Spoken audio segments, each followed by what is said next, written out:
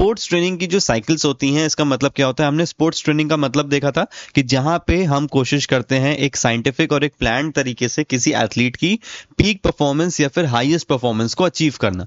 तो ये sports training cycles क्या होती हैं कि ये उसी का ही पार्ट होता है कि उस ट्रेनिंग को या फिर उस परफॉर्मेंस को अचीव करने के लिए हम लोग अपनी ट्रेनिंग को छोटी छोटी साइकिल्स में तोड़ देते हैं, ताकि हमारे पास एक पर्टिकुलर एक टारगेट रहे या फिर एक छोटा सा एम रहे कि हमें किस तरीके से स्टेप बाय स्टेप आगे बढ़ना है। ठीक है, चलो अब देखो ये है आपकी वो 3 साइकिल्स जिसके बारे में बात हो रही थी। सबसे बड़ी देखो आपकी होती है मैक्रो साइकिल, जो कि जनरली 1 ईयर की होती है। ठीक है, ये आपकी होती है 1 ईयर की क्या, मैक्रो साइकिल, जो सबसे बड़ी साइकिल है, मैक्रो टर्म से समझ में आ रहा होगा। फिर ये है मीजो साइकिल, ये आपकी होती है करीब 4 से 6 वीक्स की।